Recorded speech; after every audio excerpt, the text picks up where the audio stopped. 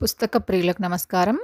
మనం ఇప్పుడు 'యండమూరి వీరేంద్రనాథ్' గారు రచించిన 'విజయంలో భాగస్వామ్యం' అనే పుస్తకంలో మొదటి భాగం అంతర్గత విజయంలోని 'నేను' అనే విషయం గురించి తెలుసుకుందాం. అతను నేను చేసిన ఒక మంచి పనిని గాని, ఒక గొప్ప విషయాన్ని గాని నువ్వు గుర్తించి ఎంతకాలమైంది? నలుగురిలో నన్ను మెచ్చుకొని ఎన్ని సంవత్సరాలైంది? ఆమె కేవలం నా కోసం మనిద్దరం కలిసి ఒక పని ఎప్పుడైనా చేశామా? నీకిష్టమైతే తప్ప నా కోసం ఈ ఇంట్లో ఏదైనా ప్రారంభమైందా? అతడు కేవలం నా కోసం నువ్వు అలంకరించుకుని ఎన్నాళ్ళయింది? ఆమె కేవలం నా కోసం నువ్వు తొందరగా ఇంటికొచ్చి ఎన్నాళ్ళయింది?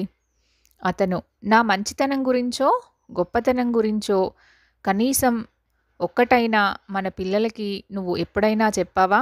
నేను వింటుండగా అలా చెప్తే అది నాకెంత సంతోషమిస్తుందో ఊహించావా? ఆమె శారీరకంగా అవసరం నీకు వస్తే తప్ప ఇటీవలి కాలంలో మామూలుగా నువ్వు నన్ను ఎప్పుడైనా స్పృశించావా? అతను మన పెళ్ళైన రోజు నుంచి ఇప్పటి వరకు జరిగిన కాలాన్ని సగంగా విభజిస్తే నువ్వు నన్ను గుర్తించడం మానేసిన రోజు పూర్వార్ధంలో ఉంటుందా? ఉత్తరార్ధంలో ఉంటుందా? ఇద్దరు కేవలం అవసరమైన విషయాలు, అవతలి వారి గురించిన విషయాలు తప్ప మన గురించి మనం సరదాగా ఎందుకు మాట్లాడుకోం? తన జీవిత భాగస్వామికి తన పట్ల పై విధమైన కాంప్లైంట్లు ఉన్నవని, లేదా ఉంటాయని, లేదా ఉండవచ్చేమోనని, లేదా భవిష్యత్తులో కలగవచ్చునేమోనని ఎందరో ఆలోచిస్తారు. అలా ఆలోచించడమే ఆత్మ పరిశీలన. అదే నేను. మనం మన విజయాలను గురించి, సాధించవలసిన దాని గురించి ఆలోచించినంతగా కనీస కర్తవ్యాల గురించి ఆలోచించం. మనకి ప్రత్యేకమైన లాభం ఉంటేనో, లేదా అది తప్పనిసరిగా చేయవలసిన పనో అయితే తప్ప దాన్ని ఒక కర్తవ్యంగా గుర్తించం. అలా గుర్తించని కర్తవ్యాల్లో ప్రముఖమైంది దాంపత్యంలో నేను పాత్ర. అంతా సజావుగా జరిగిపోతోంది కదా, ఇక ఎక్కువ చేయవలసింది ఏముందిలే అన్న నిర్లక్ష్య భావం ఎన్నో సంసార జీవితాల్ని నిరాసక్తం చేస్తోంది. నేను అన్న విశ్లేషణ 3 రకాలుగా ఉంటుంది. 1. నేనేమిటని నేననుకుంటున్నాను. 2. నేనేమిటని ఇతరులు అనుకుంటున్నారు. 3. నేనేమిటని ఇతరులు అనుకుంటున్నారని నేననుకుంటున్నాను. ఈ 3 రకాల ప్రశ్నలకి ఏ తేడా లేకుండా ఒకే రకమైన సమాధానాలు వస్తే ఆ వ్యక్తి జీవితం ధన్యమైనట్టే. అయితే నిజంగా అటువంటి వ్యక్తి ఈ ప్రపంచంలో ఎవరైనా ఉంటారా అన్నది అనుమానమే. ఆ తేడా తగ్గే కొద్దీ అతడు వేదాంతి అవుతాడు. అది వేరే సంగతి. నిజ జీవితంలో మాత్రం పై ప్రశ్నలకి సరైన సమాధానాలు దొరకవు. 1. దురదృష్టవశాత్తు మన అంచనాలు చాలాసార్లు తారుమారవుతాయి. తన గురించి తాను తెలుసుకోవడం నిజంగా చాలా కష్టం. అంతెందుకు, కష్టాలొచ్చినప్పుడు మన పట్ల మన అభిప్రాయాలన్నీ పేకమేడల్లా కూలిపోవడం మనకి తెలుస్తూనే ఉంటుంది కదా. ఇది మొదటి విభాగం. అదేవిధంగా మనం ఎంతో గొప్పవి అనుకున్న నిర్ణయాలు, అంచనాలు, అవగాహనలు ఇతరుల దృష్టిలో ఎందుకు పనికిరానివి అయ్యుండొచ్చు. ఇందిరాగాంధీ ఎమర్జెన్సీ డిక్లేర్ చేయడం, పదవి కోల్పోవడం వగైరా ఈ విభాగంలోకి వస్తుంది. ఇది రెండో విభాగం. 3. తన గురించి ఇతరులనుకునేది ఒకలా ఉంటే తన భ్రమలో ఉండి గొప్పగా ఊహించేసుకోవచ్చు. ఇది మూడో విభాగం. రాజకీయ నాయకులు, సినిమా పరిశ్రమకి సంబంధించిన వారు, రచయితలు రెండో విభాగాన్ని, మూడో విభాగాన్ని సమన్వయపరిచి రెండింటిలో ఏదైనా తేడా వస్తే వెంటనే తమ పంథా మార్చుకోవాలి. లేకపోతే కెరీర్ నాశనమైపోతుంది. పై 3 సూత్రాలని సంసారానికి అన్వయిస్తే దాంపత్యంలో కూడా అంతే. తనేమిటో తనకి నిర్దిష్టంగా తెలిసుండాలి. తన గురించి తన జీవిత భాగస్వామి ఏమనుకుంటుందో, లేదా ఏమనుకుంటున్నాడో తనకి అవగాహన ఉండాలి. అది ఒక భ్రాంతిలా కాకుండా నిజమై ఉండాలి. దేవుడు నాకిచ్చిన గొప్ప బహుమతి నేను. అటువంటి నన్ను 25 నేను జాగ్రత్తగా పెంచి, పోషించి, అందంగా తీర్చిదిద్ది, వ్యక్తిత్వం అద్ది, నీకు బహుమతిగా అర్పిస్తున్నాను. నేను అపాత్రదానం చేశానన్న ఫీలింగ్ నాకెప్పుడూ కలగనివ్వకు. అదేవిధంగా నీవిచ్చిన బహుమతి నువ్వుని నేను భద్రంగా దాచుకుంటాను, అపురూపంగా చూసుకుంటాను. ప్రేమిస్తున్నప్పుడు పెళ్ళైన కొత్తలోనూ ఈ భావం దాదాపు అందరిలోనూ ఉంటుంది. కానీ కాలక్రమేణా చెప్పబడిపోతుంది. కారణం ఏమిటి ఊహించగలరా? 6 కారణాలున్నాయి. 1. తన దగ్గర ఉన్న మన తాలూకు బహుమతి నేను యొక్క విలువని కాలంతో పాటు పెంచే ప్రయత్నం ఏది మనం చేయకపోవటం. 2. మన దగ్గర ఉన్న తన తాలూకు బహుమతి తనని విలువగా చూసుకోకపోవడం. 3. మనం తనకిచ్చిన బహుమతిని తను సరిగ్గా గుర్తించడం లేదన్న అభద్రతా భావం మనసులో పెరగటం. 4.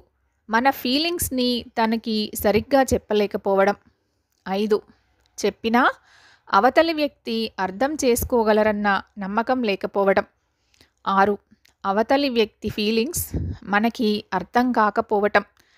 ఈ 6 కారణాల వల్ల దంపతులు ఒకరికొకరు దూరం అవుతారు. అంతేకాదు, ఈ 6 కారణాల్ని నిశ్చయంగా అవతలి వారి నేరాలుగా తోసేస్తారు. ఇలా దాంపత్యం నిరాసక్తం కాగానే పురుషుడు మరో వ్యసనంలోనో వర్క్లోనో ఆనందాన్ని వెతుక్కుంటాడు. భారతీయ వ్యవస్థలో అయితే స్త్రీలు అలా చేయలేరు. సంతానాన్నో ఒంటరితనాన్నో ఆశ్రయిస్తారు. ఇలాంటి స్త్రీలని కదిపి చూస్తే పై వాటిలో 5వ కారణాన్ని ముఖ్యంగా పేర్కొంటారు. నిజానికి అది సరైనది కాదు. 1వదే సరైన కారణం. దీనికి ఒక ఉదాహరణ చెప్తాను. క్యాసనోవా 99 అన్న నా నవలలో ఒక పాత్రకి ఈ ఉదాహరణకి దగ్గర సంబంధం ఉంది. రాజు ఉత్సాహవంతమైన కుర్రవాడు, మంచి స్పోర్ట్స్ మ్యాన్, బాగా డబ్బుంది, అన్నిటికన్నా ముఖ్యంగా జీవితాన్ని ఎలా ఆనందించాలో బాగా తెలుసు. అతడి కంపెనీ బాగుంటుందని చాలామంది అమ్మాయిలు అనుకుంటారు. అతనికి చాలామంది హుషారైన, ధనవంతులైన, అందమైన స్నేహితురాళ్ళున్నారు. రాజుకున్న చాలామంది గర్ల్ ఫ్రెండ్స్లో మధువని ఒక అమ్మాయి, చిన్న కంప్యూటర్ ఆపరేటర్, అందంగానే ఉంటుంది. అయితే రాజు తాలూకు మిగతా అద్భుతమైన స్నేహితురాళ్లతో పోల్చలేం. ఎందుకో తెలియదు కానీ కాలం గడిచే కొద్దీ రాజుకి ఆ అమ్మాయి బాగా నచ్చసాగింది. అలా అని అబ్బాయిల్ని ఆకట్టుకునే గొప్ప కలలేవి ఆ అమ్మాయిలో లేవు.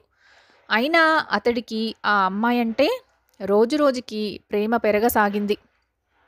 కొంతకాలం గడిచాక ఒకరోజు అకస్మాత్తుగా ఆ అమ్మాయి అతడికి బాయ్ చెప్పేసింది. అతడు కలలో కూడా ఊహించని షాక్ అది. అంతకు ముందు వరకు ఆ అమ్మాయి బాగానే ఉంది. మరి ఎందుకిలా జరిగింది? తనకన్నా మంచి బాయ్ ఫ్రెండ్ దొరికాడా అంటే లేదు. పోనీ వివాహం నిశ్చయమైందా అంటే అదీ లేదు. అతడికి చాలా అశాంతి కలిగింది. అతనెప్పుడూ అంత బాధపడలేదు. ఈగో సమస్య కాదు. ఎందుకంటే గతంలో అంతకన్నా దగ్గరైన ఒకరిద్దరు మెరుపులాంటి అమ్మాయిలు మరో మంచి భవిష్యత్తు కోసం అతడిని వదిలేయడం జరిగినప్పుడు అతను ఇంత బాధపడలేదు. ఈసారి మాత్రం అతడికి చాలా కోపం వచ్చింది. ఆమెని బాగా తిట్టాడు. నువ్వో షాడిస్టువి అన్నాడు. నేను నిన్నెంతగా ప్రేమించాను? ఈ ప్రపంచంలో నిన్నెవరూ అంతగా ప్రేమించరు, ప్రేమించలేరు అన్నాడు. ఆమె సమాధానం ఇవ్వలేదు. ఆమె గతంలో సరదాగా చెప్పిన 2-3 అనుభవాలు ఉదహరించి, నువ్వు మాత్రం అలా చేయలేదా?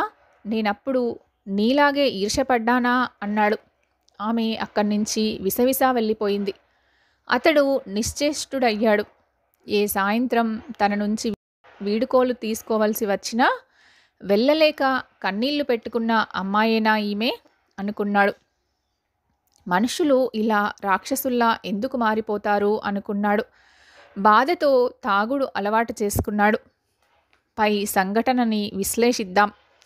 ఇక్కడ తప్పెవరిది అన్న కోణంలో కాకుండా ఎందుకిలా జరిగింది అన్న దానికోసం మాత్రమే ఈ విశ్లేషణ. భాగస్వామ్యం అంటే ఇద్దరు వ్యక్తుల మధ్య సంబంధం. దాన్ని విజయవంతంగా నిలుపుకోవాలంటే సంబంధం అనే మొక్కకు జాగ్రత్తగా నీరు పోసి పెంచుకోవాలి. మొక్క మరణిస్తే ఆ తప్పు మొక్కది కాదు, భూమిదో, వాతావరణందో, లేక నీరు సరిగ్గా పోయని మనదో అయ్యుంటుంది. ఇంత చిన్న విషయం మర్చిపోయి మనం మొక్కని బ్లేమ్ చేస్తాం. నేనుని సమర్థించుకుంటూ నువ్వుని నేరస్తుడిగా పరిగణిస్తాం. నువ్వులో ఉన్న లోపాల్ని భూతద్దంలో చూస్తాం. నేనులో ఉన్న లోపాల్ని గడ్డపారతో కప్పేస్తాం. ఇదే అధ్యాయంలో ఇద్దరు వ్యక్తుల మధ్య మానసిక విభేదాలకి కారణాలుగా 6 పాయింట్లు చర్చించాం. ఆ విశ్లేషణతో పై సంఘటనని చూద్దాం. 1. విభేదం రాగానే అతడు ఆమెని తిట్టాడు. షాడిస్టువి అన్నాడు. ప్రేమించటం చేతకాదన్నాడు. 2. ఆ అమ్మాయి తనని వదిలేయడానికి కారణాలేంటా అని అతడు పునరాలోచించుకోలేదు. మిగతా స్నేహితురాళ్లలో ఒకరిగా పరిగణించాడు. 3. మిగతా అమ్మాయిల్ని వదిలేయటమో, వారు నాకు మానసికంగా దగ్గర కారు, నువ్వే నాకు కావాల్సింది, నీకోసం వారిని వదులుకుంటాను అన్న నమ్మకాన్ని ఆమెకి కలిగించలేకపోవటం. 4. నీకు మాత్రం గతంలో స్నేహితులు లేరా అని ఉక్రోషంగా దెప్పి పొడవటం. 5. నేను నిన్నెంతగా ప్రేమించానో, నా ప్రేమని నువ్వు అర్థం చేసుకోలేకపోతున్నావు. పై విశ్లేషణలో మనం 5 పాయింట్లు రాబట్టాం. అన్నిటికన్నా ముఖ్యమైన పాయింట్ ఒకటి మిగిలింది. అదే పాయింట్ నంబర్ 1. అంటే అవతలి వ్యక్తి దగ్గర మన విలువని కాలంతో పాటు పెంచే ప్రయత్నం ఏదీ చేయలేకపోవడం. పై ఉదాహరణ వ్రాయటానికి కారణం కేవలం ఈ మొదటి పాయింట్ తాలూకు ప్రాముఖ్యత నొక్కి చెప్పాలనే. మళ్ళీ ఒకసారి ఆ ఉదాహరణని చదివి చూడండి. అతడికి చాలామంది ఫ్రెండ్స్ ఉన్నారు. అతని నుంచి ఎవరు దూరంగా వెళ్ళిపోయినా అతను అంత బాధపడలేదు.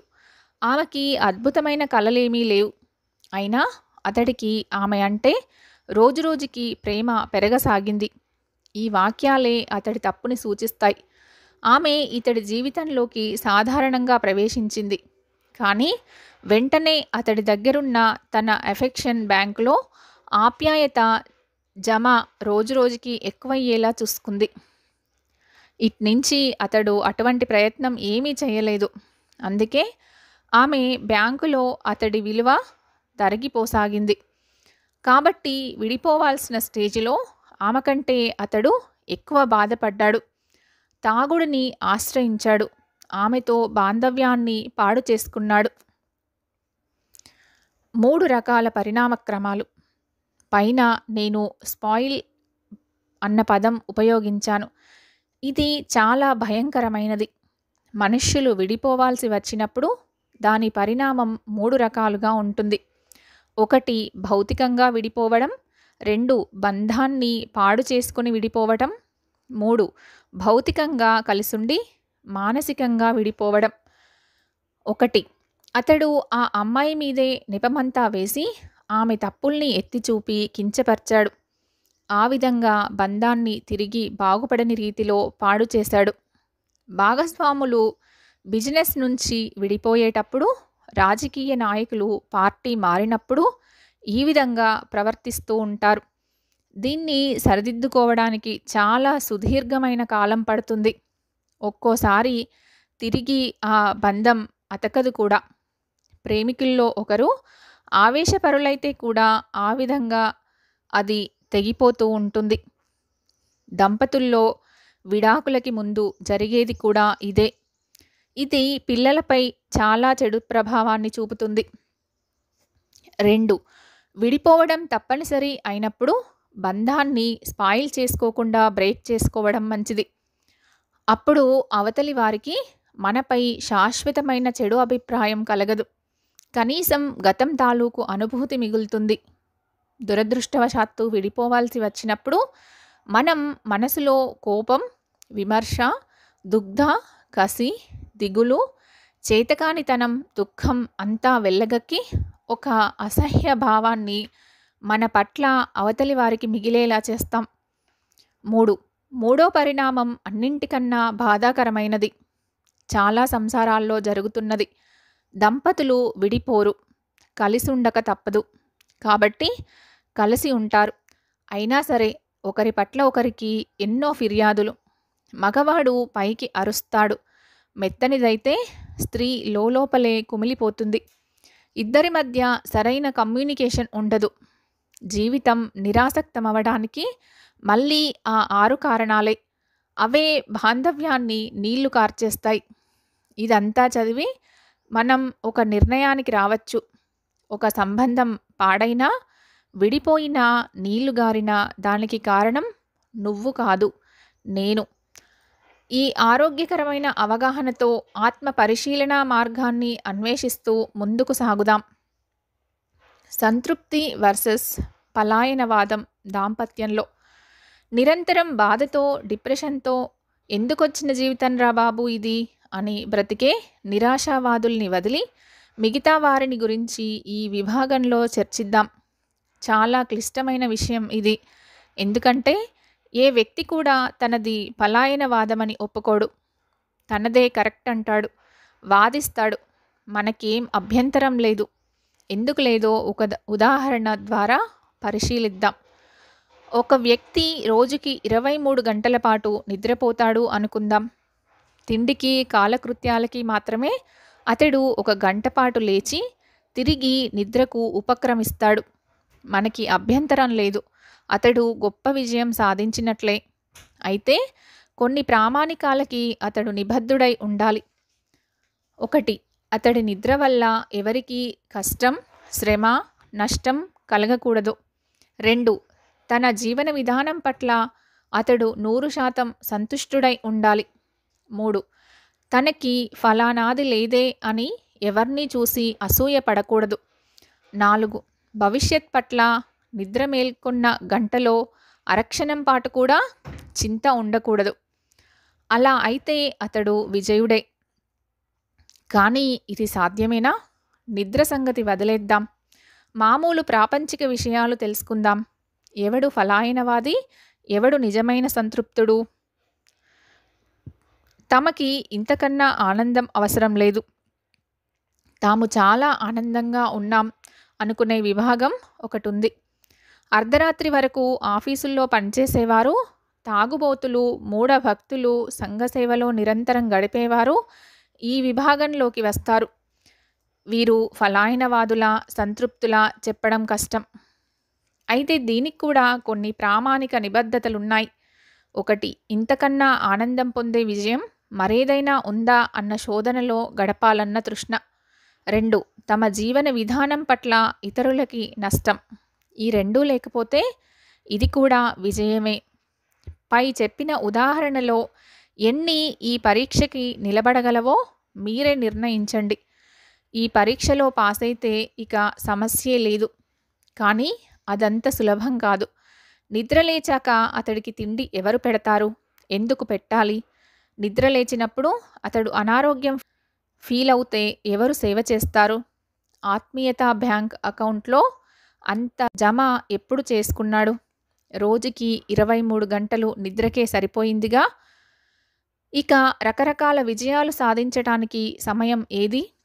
అందుకే అతడు సంతృప్తుడు కాదు, పలాయనవాది. ఇదంతా చర్చించిన తర్వాత మనం స్థూలంగా ఒక ముగింపుకి రావచ్చు. దాన్ని ఈ క్రింది బొమ్మ ఆధారంగా చర్చిద్దాం. జీవితంలో విజయం, అపజయం రెండూ ఉంటాయి. అపజయం వల్ల అసంతృప్తి, డిప్రెషన్ వస్తుంది. విజయంలో 2 రకాలైన విజయాలుంటాయి. 1 నిరర్ధక విజయం, సార్థక విజయం. సార్థక విజయంలో వ్యక్తిగత విజయం, భాగస్వామ్య విజయం, సామాజిక విజయం ఉంటాయి. వ్యక్తిగత విజయం సంపూర్ణ విజయం అవుతుంది. భాగస్వామ్య విజయం, సామాజిక విజయాల వల్ల అంతర్ముఖ విజయం వస్తుంది.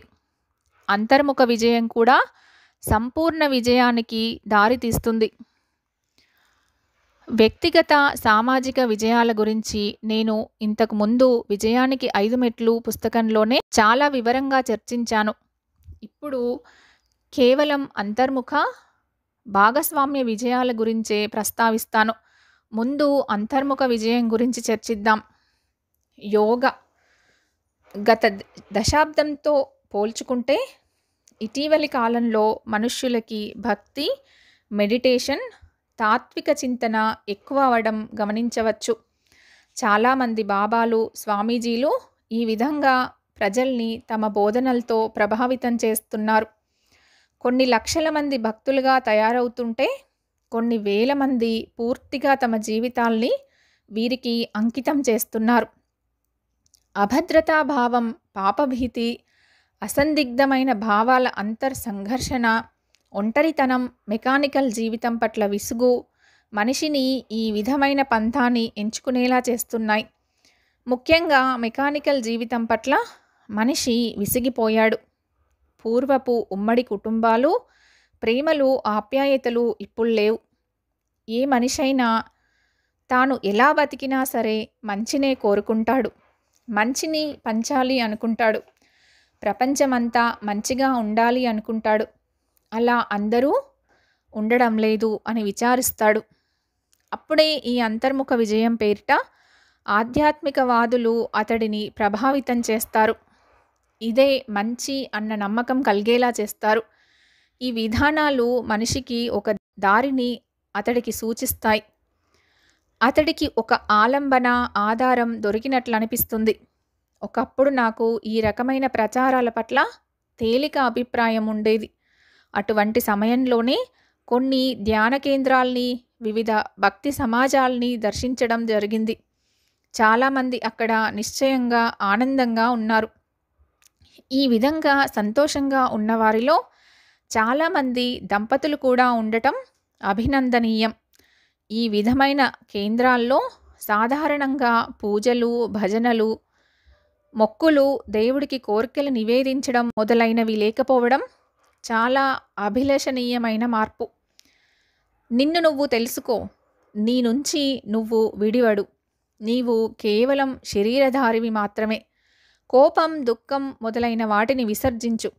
హంస తన ఎదుటనున్న పాలని, నీళ్ళని ఎలా వేరు చేసి తనకిష్టమైన దాన్ని మాత్రమే తీసుకోగలదో అటువంటి విధంగా నీకు ఆనందం కలిగించే విషయాల్ని మాత్రమే ఆస్వాదించు. అనవసరమైన వేదనల్ని, కష్టం కలిగించే పరిచయాల్ని, బంధుత్వాన్ని విసర్జించు. అటాచ్మెంట్ విత్ డిటాచ్మెంట్ అన్న థియరీని పెంపొందించుకో. నీ మనసుని నువ్వు చెప్పినట్టు నడుచుకునేలా చెయ్యి. వ్యసనాల్ని ఆ విధంగా వదులుకోగలుగుతావు. నీకు సంబంధించిన ప్రతి విషయమూ నీ కంట్రోల్లోనే ఉండాలి. నీ వల్ల ఎవరూ కష్టపడకూడదు, నష్టపడకూడదు. ఈ విధంగా ఉండడం వల్ల మిన్ను విరిగి మీద పడ్డా ప్రశాంతంగా ఉండగలిగే మానసిక స్థైర్యం లభిస్తుంది. చాలా ధ్యాన కేంద్రాల్లో, భక్తి సభల్లో చెప్పేది ఇదే. భక్తులు తమ పిల్లల్ని కూడా ఇటువంటి కేంద్రాలకి తీసుకువెళ్ళి ఈ విధమైన వేదాంత ధోరణి అలవర్చుకునేలా చేయడాన్ని గమనించవచ్చు. దీని లాభనష్టాల్ని తర్వాత చర్చిద్దాం. పైన చెప్పినట్లుగా ఈ విధమైన వేదాంత ధోరణి ద్వారా పై చెప్పిన కేంద్రాల్లో భక్తులు, వ్యక్తులు చాలా ఆనందంగా ఉన్నారనేది నిర్వివాదాంశం. ఇటీవలే ఇటువంటి ధ్యాన కేంద్రం మీద నేను ఒక 2 గంటల నిడివిగల డాక్యుమెంటరీని కూడా షూట్ చేశాను. దాదాపు 100 మందిని ఇంటర్వ్యూ చేశాను. తమ అనారోగ్యం పోయిందని, చాలా వరకు వ్యక్తిగత సమస్యలు ఇప్పుడు బాధించటం లేదని చెప్పారు వారు. వీరిని 3 రకాలుగా విభజించవచ్చు. పూర్తిగా దీనికి అంకితం అయిపోయి ఈ ధ్యాసలోనే జీవితం గడిపేవారు, ఈ ప్రచారాన్ని తమ భుజస్కంధాలపై వేసుకుని జ్ఞానబోధ చేసే అనుచరులు, దీని ద్వారా ప్రేరణ పొంది సామాజిక విజయం సాధించేవారు. 1. నిరాశ, నిస్పృహలతో జీవితాన్ని గడిపే సామాన్యుడు ఒక్కసారి ఈ బోధనలకి ప్రభావితం అవుతే తనకో గొప్ప పెన్నిది దొరికింది అనుకుంటాడు. సంసార సుఖం లేని వాళ్ళు 50 ఏళ్ళు సమీపిస్తున్నవారు, దీర్ఘకాల రోగులు, డబ్బు సంపాదనతో విసిగిపోయినవారు ఈ మొదటి విభాగంలో చేరడం నేను గమనించాను. 2. దుఃఖంతో ఉన్న ప్రజల్ని శాంతి వైపు తిప్పాలన్న సదుద్దేశంతోనో, లేక వారి సంరక్షణా భారాన్ని భగవంతుడు తమపై ఉంచాడన్న బాధ్యతతోనో పనిచేసే ప్రచారకులు రెండో విభాగంలోకి వస్తారు. వీరు చేస్తున్న సామాజిక సేవ గొప్పది. అయితే వీరు చెప్పేదంతా వీరు నమ్ముతున్నారో, లేక ప్రజలకి శాంతి దారి చూపించడం కోసం ఈ విధంగా ప్రచారం చేస్తున్నారో అన్నది సందిగ్ధం. భగవంతుడితో మాట్లాడటం, ఆత్మలతో సంబంధం ఏర్పరచుకోవటం, గత జన్మల గురించి తెలుసుకోవటం మొదలైన విషయాల్ని వీరు తాయిలాల్లా ఆశ చూపిస్తారు. ఇదంతా తర్కానికి అందదు. తర్కానికి అందని నిజాలుండవచ్చు, అది వేరే సంగతి. భగవంతుడు త్వరలోనే ప్రపంచాన్ని నాశనం చేస్తాడని, కేవలం భక్తులు మాత్రమే మిగులుతారని ఒక వర్గం ప్రచారం చేస్తుంది. తాము చెప్పే మరొక రకమైన యోగ సాధన ద్వారా మాత్రమే భగవంతుడికి చేరువ కావచ్చని మరో వర్గం అంటుంది. ప్రజల్ని భయపెట్టి సన్మార్గం వైపు తిప్పాలి అనుకుంటాడు ఒక బాబా. 3 గంటల ధ్యానం వల్ల అద్భుతమైన అనుభవం పొందవచ్చు అని మరికొందరు బోధిస్తారు. అందరి ఆశయము గొప్పదే. సామాన్యుల్ని ఇటువైపు మళ్లించాలంటే కొన్ని భయాలు, కొన్ని తాయిలాలు తప్పనిసరి. సెల్ఫ్ హిప్నటిజం ఇచ్చినంత బలం మరి ఏది ఇవ్వదు. హెలూసినేషన్ ఇచ్చిన సంతృప్తి ఇంకెక్కడా దొరకదు. మరింక మనిషికి కావలసిందేముంది? అందువల్ల చాలామంది జనం ఇటువైపు మొగ్గుతున్నారు. 3. ఇకపోతే ధ్యానం, యోగం ద్వారా ప్రేరణ పొంది సామాజిక విజయం, భాగస్వామ్య విజయం సాధించేవారు మూడో విభాగంలోకి వస్తారు. ఈ విభాగం గురించే మనం ఎక్కువ ఆలోచించాలి. రోజూ ప్రొద్దునే అరగంట ధ్యానం ద్వారా ఎంతో మానసిక ప్రశాంతతని, రోజంతా చురుగ్గా ఉంచగలిగే ఉత్సాహాన్ని, అన్నిటికన్నా ముఖ్యంగా గొప్ప ఏకాగ్రతని సాధించగలిగామని పారిశ్రామికవేత్తలు, ఉన్నతోద్యోగులు, వివిధ రంగాల్లోని కళాకారులు చెప్పారు. ఈ విభాగంలో ధ్యానం ఫలాయనవాదం కాదు, మనిషికి స్ఫూర్తినిచ్చే శక్తి. మొదటి విభాగానికి ఈ విభాగానికి తేడా అదే. జన్మలతోనూ, దేవుడి పట్ల భక్తితోనూ, యుగాంతపు భయంతోనూ కాకుండా తనని తాను తెలుసుకోవడం కోసం, తనలోని అంతర్గత శక్తుల్ని వెలికితీసి ప్రశాంతంగా బ్రతకటం కోసం మనిషి చేసే ప్రయత్నం ఇది. ఈ ధ్యానం ఇక్కడితో ఆగకుండా జీవితంలో ప్రతి చర్యలోనూ ప్రతిబింబిస్తే అంతకన్నా కావాల్సిందేముంది? ఈ అంశం ఇదే పుస్తకంలో సెక్స్, రొమాన్స్, బ్రెయిన్ అన్న అధ్యాయంలో ముందు చర్చించటం జరిగింది. ధ్యానం అంటే ఏకాగ్రత, తనని తాను తెలుసుకోవటం. ఫలాయనవాదం అంటే ఏంటి? 25 ఏళ్ల అమ్మాయి ఒక ఆఫీసులో మంచి ఉద్యోగం చేస్తోంది. ఎస్ని ప్రేమించింది. ఎస్ చాలా మంచివాడు, అందరికీ సహాయం చేసే గుణమున్నవాడు. అతడి భార్య అతడిని వదిలేసి పుట్టింటికి వెళ్ళిపోయింది. అతడి మంచితనం చూసి అతడిని ప్రేమించింది. ఇద్దరూ పెళ్లి చేసుకోవాలి అనుకున్నారు. అతడు విడాకులకి అప్లై చేశాడు. పెళ్లి చేసుకోవాలనుకున్న అమ్మాయిని ఇంటికి తీసుకెళ్ళి అందరికీ పరిచయం చేశాడు. అతడి తల్లి, చెల్లెళ్ళు ఆ అమ్మాయికి బాగా నచ్చారు. ఆ రాత్రి అతడు, ఆమె దగ్గర అయ్యారు. విడాకులు రాగానే పెళ్లి చేసుకోవాలి అనుకున్నారు. ఆ అమ్మాయి అత్తారింటికి రాకపోకలు ప్రారంభించింది. ఈ విషయం ఆ చెవిన ఈ చెవిన తెలిసి మొదటి భార్య ఇంటికి వచ్చేసింది. అప్పటికి 3వ నెల గర్భవతి. ఎస్ చాలా మంచివాడు. ప్రేమించిన అమ్మాయికి ద్రోహం చేయటం ఇష్టం లేక గుళ్ళో దేవుడి సాక్షిగా పెళ్లి చేసుకున్నాడు. ఆ అమ్మాయికి సొంత ఇల్లు, మంచి ఉద్యోగం ఉంది కాబట్టి అతడికి సమస్య లేదు. వారానికి ఒక రోజు వచ్చి ఆమెతో ప్రపంచంలో ఉండే ప్రేమనంతా పంచుకుంటూ ఆస్వాదిస్తాడు. అతడి దృష్టిలో ఆమె దేవత, కరుణామయి. ప్రస్తుతం చెల్లి పెళ్ళి అతడి సమస్య. శక్తికి మించినదైనా అన్నగా తన బాధ్యత నెరవేర్చాలని అతడి ఆశ. దగ్గర కళ్ళనీళ్లు పెట్టుకున్నాడు. ఆ అమ్మాయి గత 6 ఏళ్లలో కూడబెట్టుకున్న 50,000 అతడికిచ్చింది. ఆ మరుసటి రోజు అతడి మొదటి భార్యకి 6వ నెల అని తెలిసింది. అంటే వచ్చిన మొదటి రోజు నుంచి భార్యాభర్తలిద్దరూ సుఖంగానే ఉన్నారన్నమాట. చాలా పెద్ద షాక్ అయినా అతడి వాదం ఆమెకు కరెక్టే అనిపించింది. ఎస్ చాలా మంచివాడు. తప్పు తెలుసుకుని వెనక్కి వచ్చిన మొదటి భార్యని కాదు అనలేక సంసారం సాగిస్తున్నాడు. మరి సంసారం అంటూ సాగించాక పిల్లలు పుట్టటం సహజమే కదా అని సరిపెట్టుకుంది. అంతేకాదు, ఒకవైపు చెల్లెలి పెళ్లి హడావిడిలో ఉన్నా ఎలాగో వీలు చేసుకుని వారానికొకసారి వచ్చే భర్త మంచితనాన్ని అర్థం చేసుకోగలిగింది కూడా. కానీ ఏదో అసంతృప్తి. సరిగ్గా ఈ సమయంలో అత్తగారు ఆమెకి మానసికంగా ధైర్యం ఇచ్చారు. నువ్వే నా నిజమైన కోడలు అన్నారు. మనిషికి కావలసింది అటువంటి ధైర్యమే. అత్తగారిలో ఆమె దేవతని చూసుకుంది. ఆవిడ 6 నెలలు ఆసుపత్రిలో ఉంటే అహర్నిశలు సేవ చేసింది. తన డబ్బులు ఖర్చు పెట్టి మరీ వైద్యం చేసింది. వరదలో కొట్టుకుపోతున్న తన లాంటి స్త్రీకి మానసిక ధైర్యం ఇచ్చిన ఆ ఆత్మీయురాలికి సేవ చేయటం తన అదృష్టంగా భావించింది. తన 6 నెలల కొడుకుని తన తల్లిదండ్రుల దగ్గర వదిలి మరీ ఆ బాధ్యతను నిర్వర్తించింది. ఆమె అత్త ఆసుపత్రిలో ఉండబట్టి శనివారాలు కూడా ఇంటికి వెళ్ళలేకపోయింది. ఆసుపత్రి నుంచి అత్తగారు కొడుకు ఇంటికి వెళ్ళిపోయాక తన ఇంటికి వచ్చేసింది. ఆ శనివారం భర్త రాలేదు. కారణం అతడి మంచితనం. అతడి మొదటి భార్య అతడిని ఒత్తిడి చేస్తూ ఎలాగో ఆ ఇంటికి వెళ్ళటం అన్న కార్యక్రమం 6 నెలల పాటు తప్పింది కదా, మళ్ళీ ఇక వెళ్తే నేను ఆత్మహత్య చేసుకుంటాను అంది. ఒక నిండు ప్రాణి తన వల్ల ఆత్మహత్య చేసుకోవటాన్ని ఏ సహృదయుడు భరించగలడు? అతడికి తెలిసిందొకటే, ఏ కష్టం వచ్చినా తనని అర్థం చేసుకోగల దేవత దగ్గర కన్నీళ్లు పెట్టుకోవటం. మా దగ్గరికి కౌన్సిలింగ్కి వచ్చినప్పుడు మార్క్ డగ్లస్ రాసిన how to win with high esteem అన్న పుస్తకం చదవమని సలహా ఇవ్వడం జరిగింది. వ్యక్తిత్వంతో జీవించడం ఎలా? ఆ పుస్తకం ఆత్మగౌరవం గురించి చెప్తుంది అని దానర్థం. 2 రోజుల్లో ఆమె పుస్తకం చదివి మా దగ్గరికి వచ్చింది.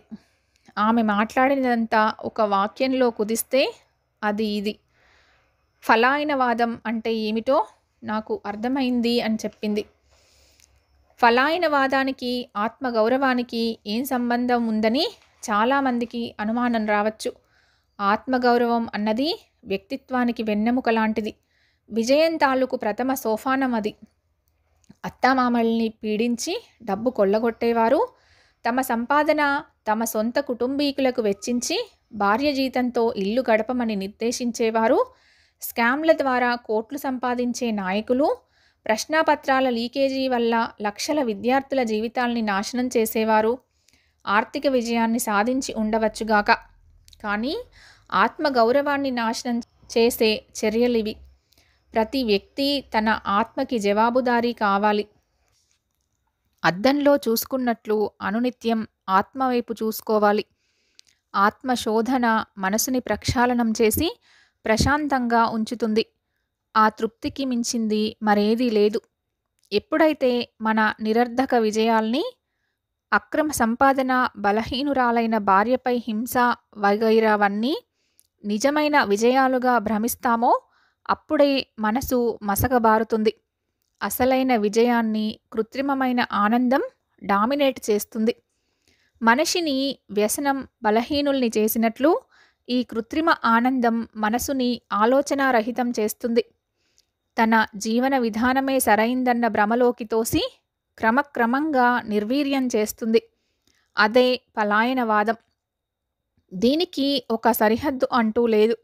అభం శుభం తెలియని పిల్లలపై అమితమైన కోపంతో చెయ్యి చేసుకోవటం నుంచి అమాయక ప్రజల్ని మోసం చేసే రాజకీయం వరకు అన్నీ ఈ పరిధిలోకే వస్తాయి. అందుకే ఆ ఇంగ్లీషు పుస్తకం ఆమెకి చదవమని ఇచ్చింది. తెలిసి తెలియని వయసులో ఆమె ఒక తొందరపాటు నిర్ణయం తీసుకుంది. మొదటి భార్యకి విడాకులు ఇచ్చే వరకు అతడితో శారీరక సంబంధం పెట్టుకోకుండా ఉండాల్సింది. అది ఒక తొందరపాటు నిర్ణయం. అయితే జీవితంలో ప్రతి ఒక్కరూ ఏదో ఒక తొందరపాటు నిర్ణయం తీసుకుంటారు. దాన్ని వెంటనే సరిదిద్దుకోకుండా ఆదారి వెంటే పయనించడం పలాయనవాదాన్ని సూచిస్తుంది.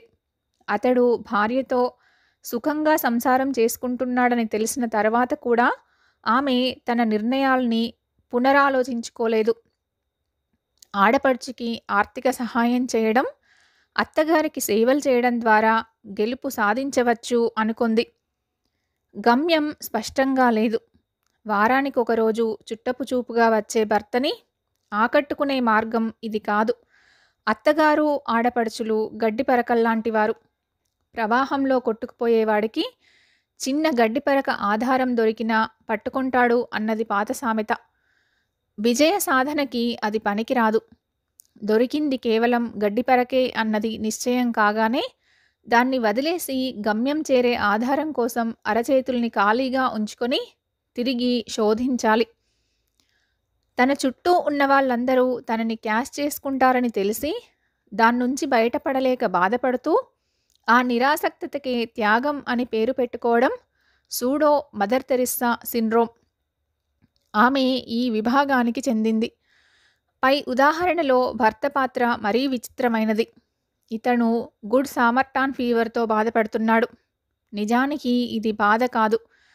తను మంచివాడినని మనస్ఫూర్తిగా నమ్ముతూ అవతలి వారిని బాధ పెట్టటం, తనని ఎవరూ అర్థం చేసుకోవడం లేదని వాదించడం, తన చర్యల వల్ల అవతలి వారికి నష్టం జరిగితే దాన్ని తన మీద ఉంచుకోకుండా పరిస్థితుల మీద తోసేయడం. ఇక బ్లైండ్ క్యాట్ బిహేవియర్ గురించి ఆలోచిద్దాం. పిల్లి కళ్ళు మూసుకొని పాలు తాగుతుందని నానుడి ఒకటుంది. ఇది తెలివి తక్కువతనం కాదు. తాగినంతసేపు నిశ్చింతగా ఉండొచ్చు కదా అన్న ఆశ. అంతగా శత్రువు మీద పడితే పారిపోగలమన్న ధీమా. పై ఉదాహరణలో అత్తగారి మనస్తత్వం ఈ బ్లైండ్ క్యాట్ బిహేవియర్ని సూచిస్తుంది. కాస్త ఆప్యాయత ఈ రెండో కోడల మీద చూపించడం ద్వారా తన పనులు నెరవేరుతాయి కదా అన్న ఆశ, తాడు తెగే వరకు లాగొచ్చు కదా అన్న ధీమా. గొప్ప లౌక్యం ఇది. మన మీద మానసికంగా ఆధారపడిన వారితో పనులు చేయించుకునే లౌక్యం. సమస్య తనది కాకపోతే ఆ సమస్యను చివరి వరకు కొనసాగించి పబ్బం గడుపుకునే మనస్తత్వం. ఇక సూడో బుద్ధ సిండ్రోమ్కి వద్దాం. అంతర్ముఖం షూటింగ్ కోసం నేను, city cable managing director Ramesh కొన్ని నెలల క్రితం ఇంటర్సిటీ ఎక్స్ప్రెస్లో వెళ్తున్నాం. గుంటూరు ఇంకా 2 కిలోమీటర్ల దూరంలో ఉందనగా లెవెల్ క్రాసింగ్ వద్ద రైలు ఒక బస్ని ఢీకొంది. శరీరాల నుంచి విడివడిన కాళ్ళు, చేతులు, అంగాంగాలు బాణాల్లా చెల్లాచెదురుగా మా కిటికీ పక్క నుండి దూసుకు వెళ్లడం కళ్ళారా చూశాం. కనురెప్పపాటు కాలంలో దాదాపు 16 మంది ఈ లోకాన్ని వీడి వెళ్ళిపోయారు. ఆ ప్రదేశం యుద్ధ భూమిలా ఉంది. తుప్పల్లోనూ రైల్వే ట్రాక్ పక్కన ఎక్కడ చూసినా అవయవాలే. కాస్త స్పృహ ఉన్న ఒకరిద్దరు క్షతగాత్రులు బాధ భరించలేక గట్టిగా కేకలు పెడుతూ రోదిస్తున్నారు. రైలు ఆగిన 10 నిమిషాల వరకు పుస్తకం చదువుకుంటున్న ఒక వ్యక్తి మా ఎదుటి సీట్లోంచి లేచి బ్రీఫ్ కేస్ పట్టుకుని కిందకి దిగి రైలు మరో గంట వరకు కదలదని మా ద్వారా నిర్ధారణ చేసుకుని జేబులోంచి సిగరెట్ తీశాడు. కిందకి దిగి కాళ్ళ ముందున్న శవాన్ని నెమ్మదిగా దాటి ఆగి సిగరెట్ వెలిగించుకుని పొలాల్లోంచి మెయిన్ రోడ్ వైపు తాపీగా సాగిపోయాడు. దీనికి సూడో బుద్ధ సిండ్రోమ్ అని పేరు పెట్టుకుందాం. చుట్టూ ఉన్న ప్రపంచపు ఆక్రందనల పట్ల, అన్యాయాల పట్ల స్పందించకపోవడం ఈ విభాగంలోకి వస్తుంది. పై ఉదాహరణలో ఆడపడుచు మనస్తత్వానికి ఇది ఉదాహరణ. తన పెళ్లి చేయడం అన్నయ్య బాధ్యత. అంతవరకే పుట్టింటికి తనకి సంబంధం. పక్కన పిడుగులు పడుతున్నా తనకి ఏ సంబంధం లేదు. ఆ పిడుగు తాలూకు వేడి తనకు తగలనంత వరకు. ఇక ర్యాండ్ బిహేవియర్ గురించి చర్చిద్దాం. అయాన్ రాండ్ అనే రచయిత్రి కొన్ని విశిష్టమైన పాత్రల్ని తరచూ తన నవల్లో ప్రవేశపెడుతుంది. కాస్త స్వార్థపూరితంగా కనబడ్డా అవి పాఠకుల్ని బాగా ఆకట్టుకుంటాయి. తమకి కావలసింది సాధించుకోవడం కోసం ఈ పాత్రలు ఎంతకైనా తెగిస్తాయి. అవతలి వారి చేతకానితనం మీద, బలహీనతల మీద, నమ్మకాల మీద ఆడుకుంటాయి. అంతేకాదు, అవతలి వారికి నష్టం జరిగినా సరే పట్టించుకోవు. నష్టపోవడం అనేది దురదృష్టం కాదని, లాభం ఎలా పొందాలో తెలియనితనము అని వాదిస్తాయి. ఈ వాదన ప్రతి పాఠకుడికి నచ్చుతుంది. ఆచరణలో ఎంతవరకు సాధ్యం అనేది వేరే విషయం. ఇక అసలు విషయానికి వస్తే పై ఉదాహరణలో అతడి మొదటి భార్య ఈ ర్యాండ్ బిహేవియర్‌కి చెందుతుంది. ఈ మొదటి భార్య భర్తతో జీవితం నచ్చక పుట్టింటికి వెళ్ళిపోయింది. భర్త వేరే స్త్రీని వివాహమాడబోతున్నాడని తెలిసి తిరిగి వచ్చేసింది. రాగానే అతన్ని సెక్సువల్‌గా కమిట్ చేయించి గర్భవతయింది. అతడి మంచితనాన్ని తనకి అనుగుణంగా తిప్పుకుంది. రెండో భార్య సంగతి తెలియనట్టు నటిస్తూ కోట కట్టింది. తెలిసినట్లు వెల్లడి చేయాల్సిన పరిస్థితి రాగానే ఆత్మహత్య చేసుకుంటాను అని బెదిరించింది. ఇవి ఈ కథలో పాత్రలు. 5 విభిన్న మనస్తత్వాలు. సమాజంలో వ్యక్తుల మనస్తత్వాలన్నింటినీ ఈ 5 విభాగాల్లో చేర్చవచ్చు. అయితే అన్నీ నిర్దిష్టంగా ఈ పరిధిలోనే ప్రవర్తిస్తాయి అనుకోవటం పొరపాటు. పరిస్థితుల్ని బట్టి ఒక పరిధిలోంచి మరొక పరిధిలోకి గెంతుతూ ఉంటాయి. ఉదాహరణకి తనని మోసం చేసి వివాహమాడాడని రెండో భార్య కేసు పెట్టింది అనుకుందాం. సూడో తెరిస్సా సిండ్రోమ్ నుండి ర్యాండ్ బిహేవియర్ పరిధిలోకి వచ్చింది అన్నమాట. మిగతా అన్ని విషయాలు వదిలేసి ఈ పుస్తకంలో పలాయనవాదం కోసం ఇన్ని పేజీలు కేటాయించినందుకు మీకు ఆశ్చర్యంగా ఉండవచ్చు. దాంపత్యం సజావుగా సాగనప్పుడు ఉన్నంతలో సంతృప్తి పడుతున్నాం కదా అన్న ఆత్మవంచనతో కాలం గడపడమే పలాయనవాదం. వ్యక్తిత్వానికి ఇది గొడ్డలిపెట్టు. ఈ రకమైన సూడో సంతృప్తి క్రమక్రమంగా నిరాసక్తతకి దారితీస్తుంది. ఇది అన్నిటికన్నా పెద్ద జబ్బు. నిరంతరం ఆత్మవిశ్వాసంతో హుషారుగా గొప్ప గొప్ప సమస్యలు లేకుండా బ్రతకడం పెద్ద కష్టమేమీ కాదు. మన మనసుని ఆ విధంగా ప్లాన్ చేసుకోవడమే కావాల్సింది. చిన్న విషయాల్లో జాగ్రత్తలు తీసుకోవడం నుంచి ఇది ప్రారంభం కావాలి. నేను పిఆర్ కాలేజీ కాకినాడలో చదివే రోజుల్లో కాలేజీ వార్షిక సంచికకి ఒక స్కెచ్ వ్రాసాను. ఆ సంవత్సరం మా కాలేజీ మ్యాగజైన్ ఇన్ఛార్జిగా మిరియాల రామకృష్ణ గారు ఉన్నారు. ఆ రోజుల్లో ఆ మ్యాగజైన్కి వ్రాసిన కథలో కొంత భాగం ఇది. తలా తోక శైలీ శిల్పం బాగా లేకపోయినా భావం బాగుంటుంది. చాలా కాలం క్రితం ఒక స్నేహితుడింటికి డిన్నర్కి వెళ్ళాల్సి వచ్చింది. ఆ హాలు చాలా నీట్గా ఉంది. పెద్ద డబ్బేమీ గుమ్మరించలేదు. ఉన్నంతలో ఆహ్లాదంగా ఉంది. అంతకన్నా మించిందేదో అక్కడ ఉంది. ఏంటా అని ఆలోచిస్తూ ఉన్నాను. కొద్దిసేపటి తర్వాత అది మొగలిపూల పరిమళం అని అర్థమైంది. అదేవిధంగా డైనింగ్ టేబులు పక్క కిటికీలో అగరొత్తులు వెలుగుతున్నాయి. అవన్నీ కేవలం అతిథి కోసం పెట్టినవి కావని ఆమె టేస్ట్ని అతడు చెప్పాడు. నాకు ముచ్చటేసింది. అయితే ఆమె ఆ రోజు వంట చాలా చెండాలంగా చేసింది. నా భార్య అయితే అలాగే తిట్టేవాడిని. అతడు మాత్రం ప్రేమగా, ఏంటి ఈరోజు వంట నువ్వు చేసినట్లు లేదే అన్నాడు. ఆ ఇంటి పరిమళం అగరత్తుల్ది, మొగలి రేకుల్ది కాదని నాకు తెలిసింది. ఈ విధంగా సాగుతుంది అది. ఇలాంటి చిన్న చిన్న విషయాలే మనుషుల్ని పలాయనవాదం నుంచి ఆపి సంసారంలో సుఖాన్ని చూడమంటాయి. మంచి వ్యక్తిత్వం ఉన్న మనిషి తనని పలాయనవాదం వైపు తోసే అంశాల్ని పట్టుకుని వాటిని ఛిద్రం చేసి వాటిలో తన బలహీనత ఎక్కడుందా అని వెతికి పట్టుకుంటాడు. జరిగిన దాంట్లో అవతలి వారి తప్పెంత అని నిష్కర్షగా ఆలోచిస్తాడు. అన్ని తప్పుల్ని అవతలి వారి మీదకి తోసేయడు. అదే వ్యక్తిత్వం అంటే. వ్యక్తిత్వం అంటే నేను వర్సెస్ నేను. ఈ నేను వర్సెస్ నేను అనే అధ్యాయంలోకి ప్రవేశించబోయే ముందు చిన్న కథని చదవండి. అందరికీ తెలిసిన కథే వేరే కోణంలోంచి చెప్పబడింది. మన తప్పుని మనకి తెలియకుండానే అవతలి వారి పైకి తోసేసే గుణం మనలో ఎంతగా ఇమిడిపోయిందో వెనక్కి చూసుకుంటూ వెళ్తే ఎన్ని తప్పులు కనబడతాయో చెప్తుంది ఈ కథ. టీవీగా గర్వంగా వెళ్తున్న చీమని ఆపి అడిగాను, ఏంటి ఈరోజు చాలా సంతోషంగా ఉన్నట్టున్నావే అని. అవును, ఇప్పుడే నా బంగారు కన్నంలో వేలు పెట్టిన ఓ చిన్న పిల్లాన్ని కుట్టి ఏడిపించాను అంది. పాపం పిల్లాడిని ఏడిపించి సంతోషిస్తున్నావా? వాళ్ళ నాన్నకి ఈ విషయం తెలిసిందంటే నీ పుట్టలో గెమాక్సిన్ వేసి చంపేస్తాడు. ఏడిచాడు. వాడికి అంత పిల్లాడి పట్ల ప్రేమే ఉంటే పాలెందుకు పట్టడు? పిల్లాడికి పాలు పట్టలేదా? ఎందుకు? తన పిల్లాడు ఏడుస్తున్నాడు కదా అన్న దిగులుతో ఆవుని ఆ రైతు వదలలేదు. అది గడ్డి మేయలేదు, పాలివ్వలేదు. పోన్లే, ఈరోజు గడ్డి రేపటికి మిగిలింది కదా! రైతు బాగుపడతాడు. అబ్బో! అంత అదృష్టం కూడానా? ఆ గడ్డి దుబ్బుని సైనికులు నాశనం చేశారు. ఎందుకట? రాకుమారులు వేటకెళ్ళి 7 చేపల్ని తెచ్చి ఎండబెడితే అవి ఎండలేదట. చాటొచ్చిన దుబ్బుని తవ్వి పడేయమని ఆర్డర్ ఇచ్చారు. నేను నవ్వాను. ఎందుకు నవ్వుతున్నావు? అడిగింది చీమ. నువ్వెందుకు అంత ఠీవిగా హుందాగా ఉన్నావో నాకర్థమైంది. ఎందుకనుకుంటున్నావు? చిన్నపిల్లాడు ఏడిస్తేనే తన కర్తవ్యం మర్చిపోయి ఆవుకి మేత వెయ్యలేదు రైతు. అందుకు వాడికి నష్టం వచ్చింది.